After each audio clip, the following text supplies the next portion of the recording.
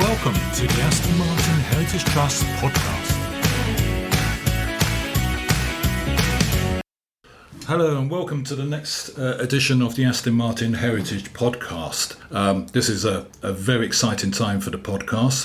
It's effectively going to be being recorded live, so I'm not going to apologise, but if some of it comes through a bit rough and ready as opposed to the previous ones that were polished and professional, and yes, they were polished and professional and edited, we're doing this one pretty much unedited, and we're jumping in straight away with this exciting new car from Aston Martin, being the DB12. Now, I'm with Guy Jenner from HWM Aston Martin at Walton-on-Thames.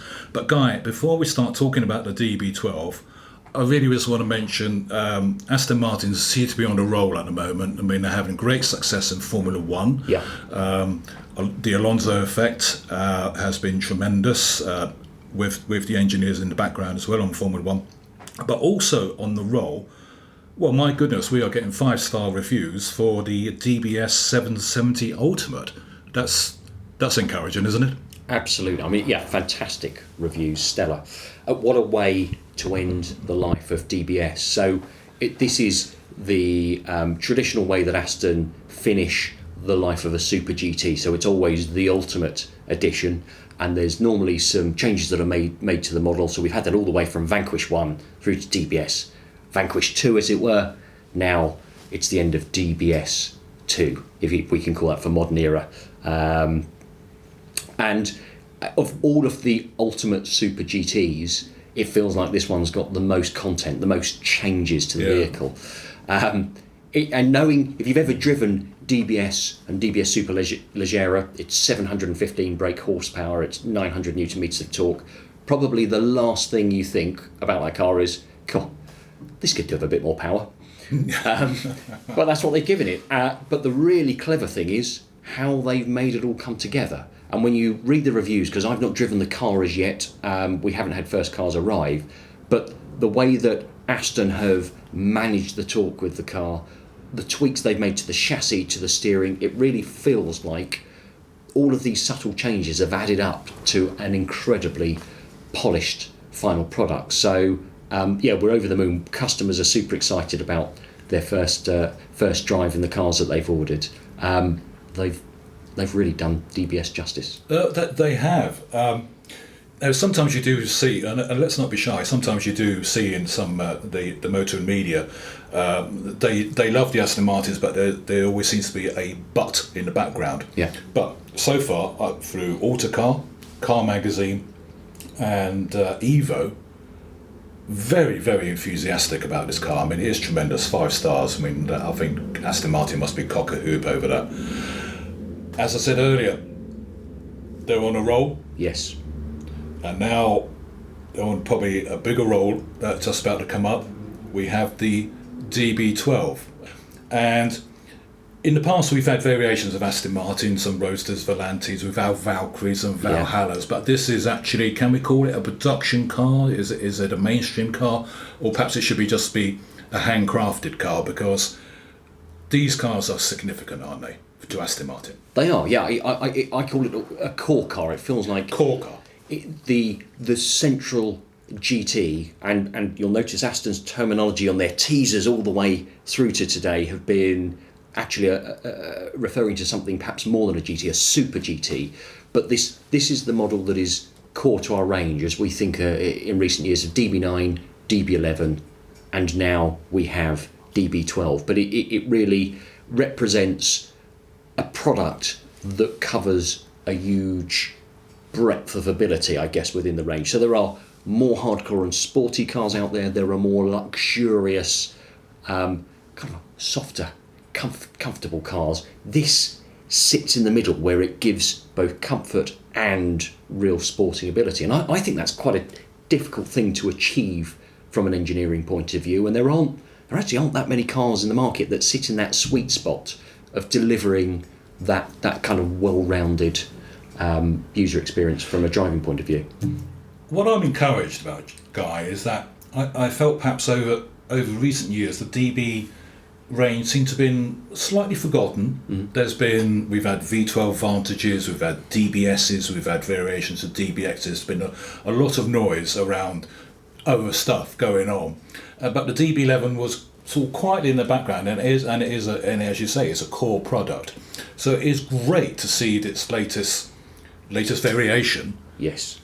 Being brought to the top of the class, if you like, to now say I'm still around, I still exist, and I'm going to be a great car. But now, so it's called DB12. DB12, yes. Not DB11 Ultimate or something like that. So, is this a leap? Is this because Lawrence Stroll has mentioned that yes, it is an update, but there's so much going on in this car. It's almost a brand new car. So perhaps that's why they've actually called it DB12. Yes, I think that's right. I think it's in recognition that there is so much going on under the skin this is a seismic shift forward, and it's something that Aston had been promising this new tech for a while. Yeah. They wanted to get it right. So plenty of work has been going on in the background in recent years, and finally this is kind of a big statement car for them. This is where they are setting out the future of Aston and where they're going. And as we discuss this, we'll see that from a tech point of view, from an engineering point of view, it is a colossal shift forward. But first of all, aesthetically, what do you think? Do you think it's a handsome car? I think it is a very handsome car. I always felt that perhaps with the strong statement from the DBS and the DBX, that perhaps the DB11 now was becoming, a bit too soft, if you like, in its looks. But now seeing, the profile looks pretty much the same, and the back as well. But I think the front has a far, should we say, more confident front to it, a more confident, more assertive, not loud, not aggressive, just I've been in the gym and I'm feeling very confident now.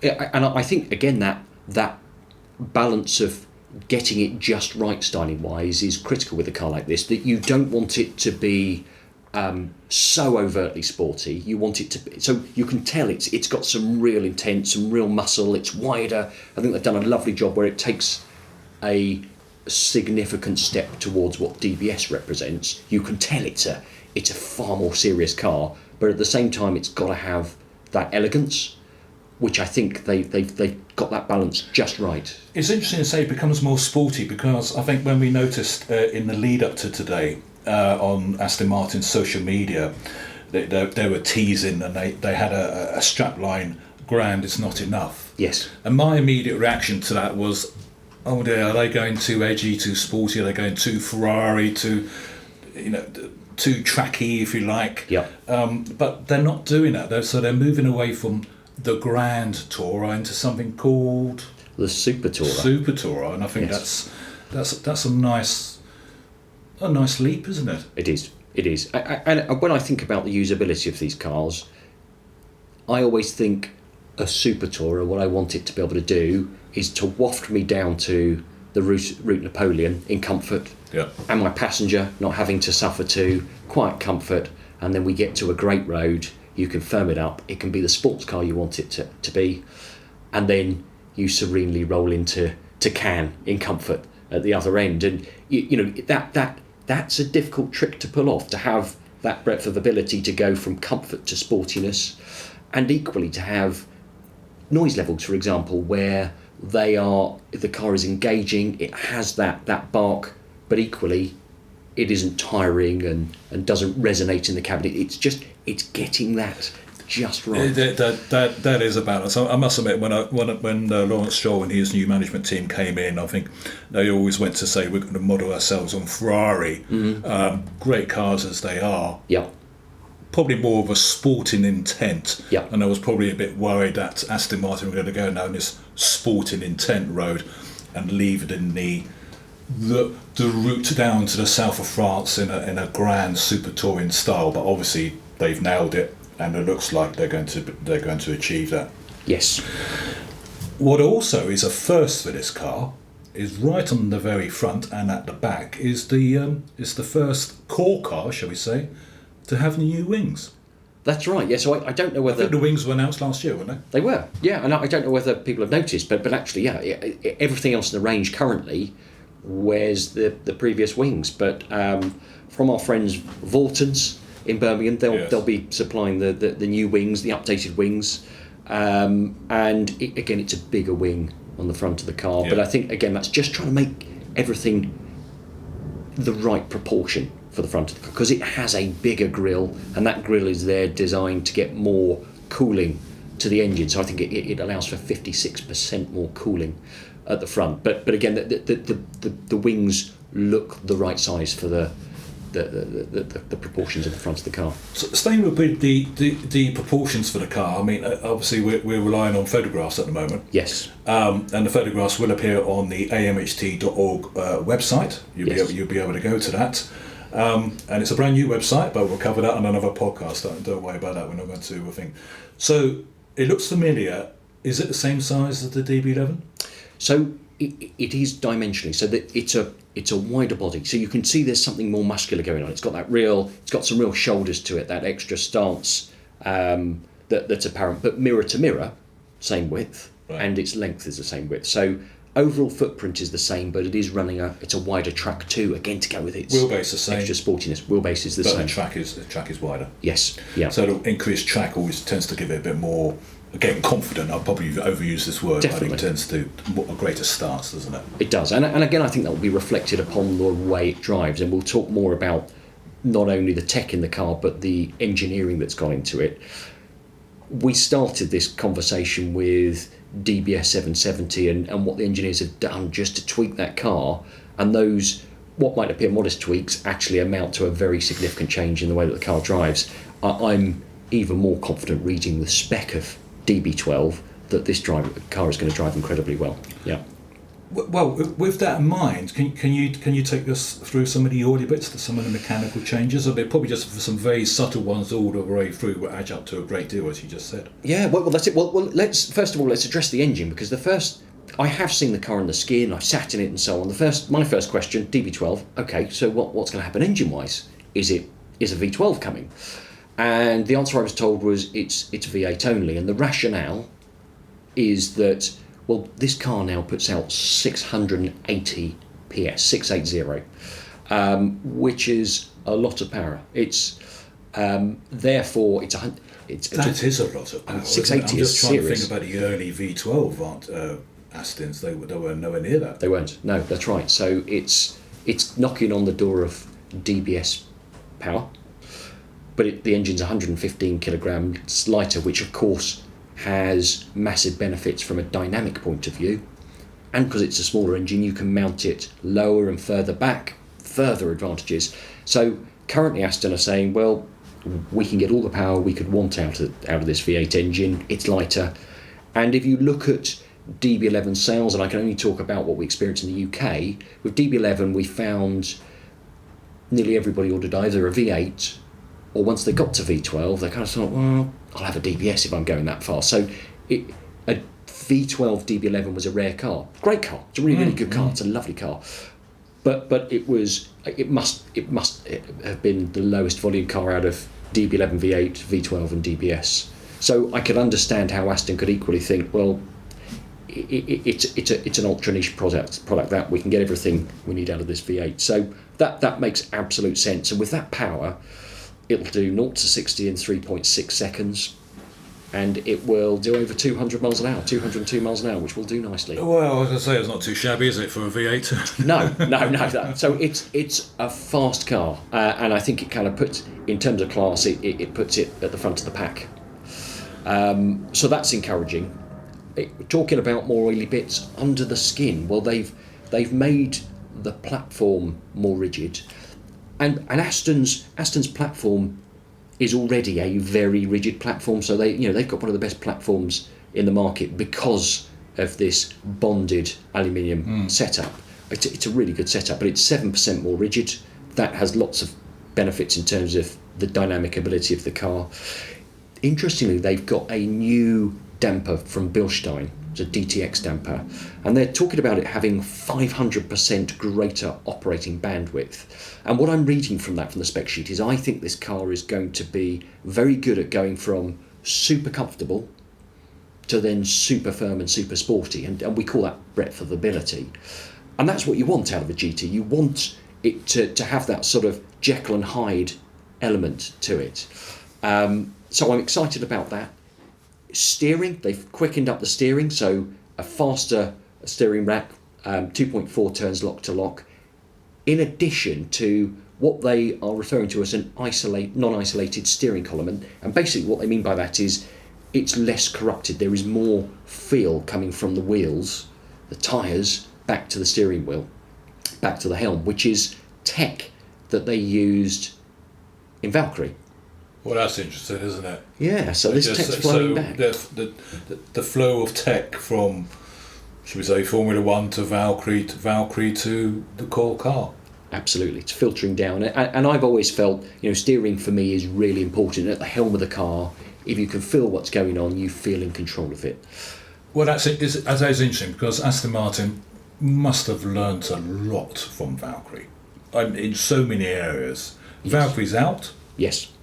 Very nicely received. Thank you very much. No, they're not going to just park all that knowledge and put it away in a cupboard. Thank you, we've forgotten all that. Yeah. They're going to use that, aren't they? Absolutely. Packaging, dynamics, aero. That's a big one for me, because if you look at the shape of DB12 and indeed DB11 before it, it's got clever aero, which means that it doesn't need to run a colossal wing still, despite being a 200 mile an hour car. So it allows them to have very clean lines on the top of the vehicle, which suit that sort of GT flavour.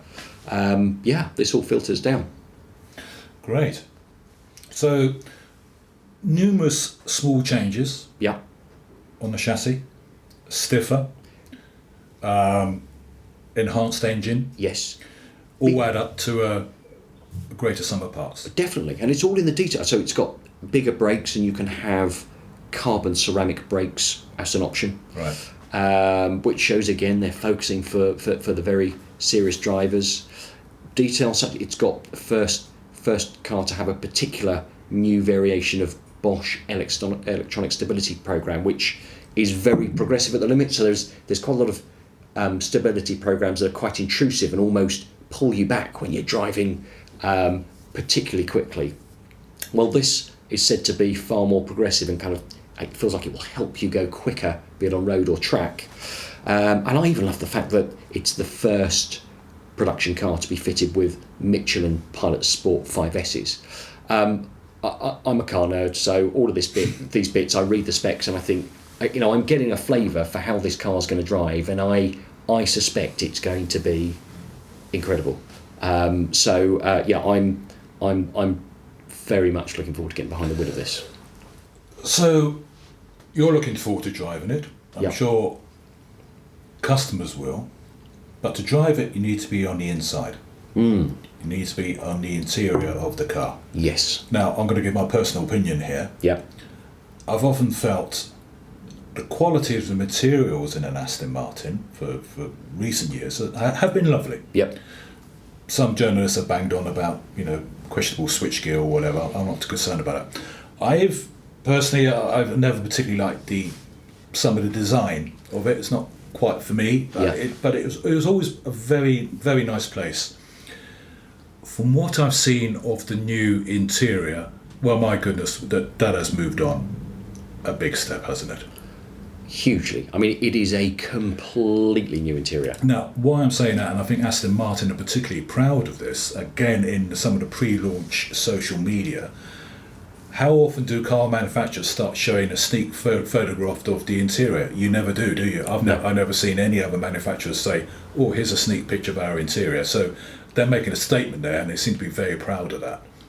Absolutely. Yeah, and it starts from the moment you walk up to the car. So first of all, externally, you can see there's just lovely little touches that give it that sense of quality. And I think they've moved the game on there, whether it be the jewel-like headlamps, or if you take a close look at the beautiful side strakes and the way they're done, and then you reach for the door handle, and this time As Aston owners, we're used to having to pull That's that slick door lever out. Well, it electronically pops out for you, and you kind of think, oh, hold on a second, this is a hint.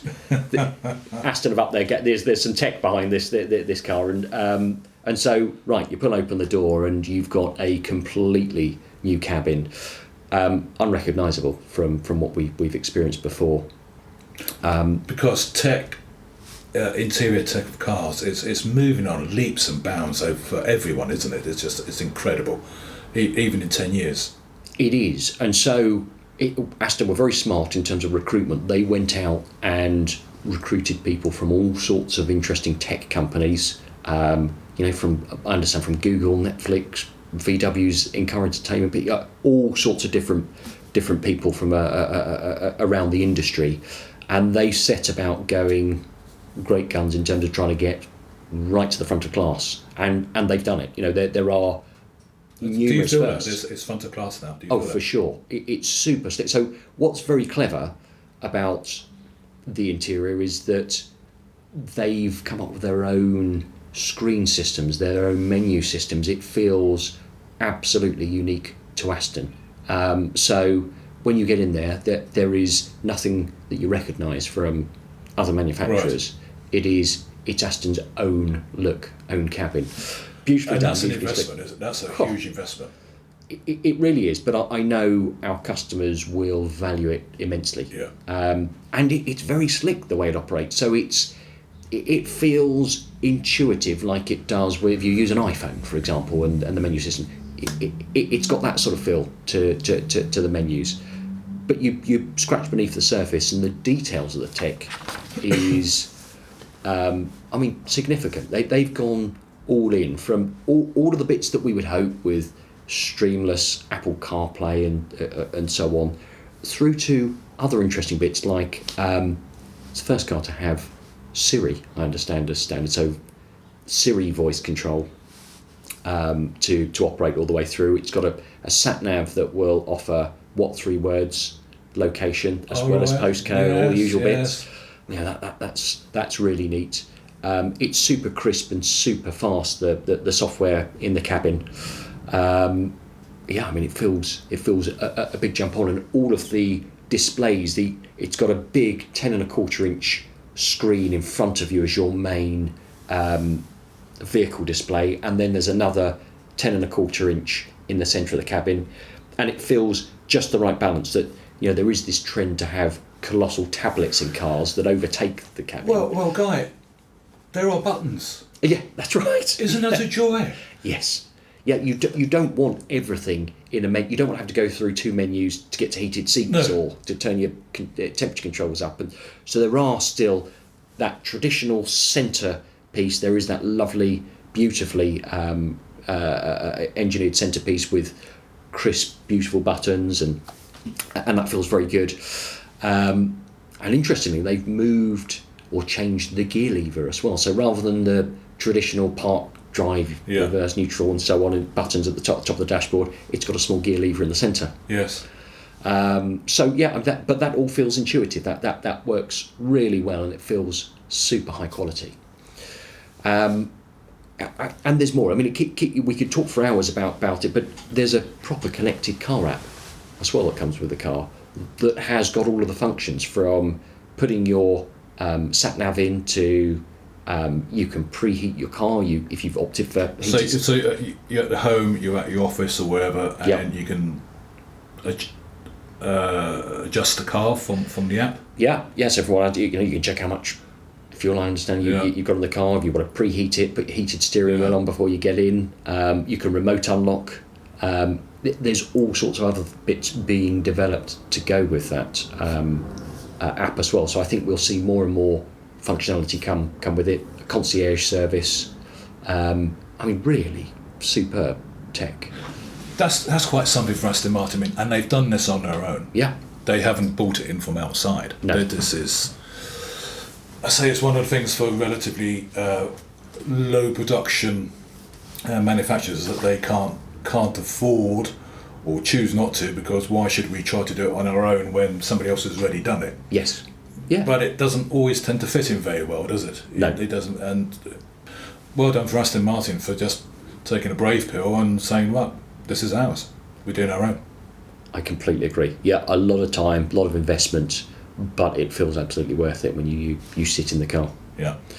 I've noticed the seats, actually. I mean, they're unusual, aren't they? Yeah, now there's 2 seats, there's 3 seats options actually. So there's the more traditional sports seats that we're used to in DB11, DBS, but you can also have the carbon fibre sports seat that we've seen as an option in V12 Vantage and DBS 770 Ultimate.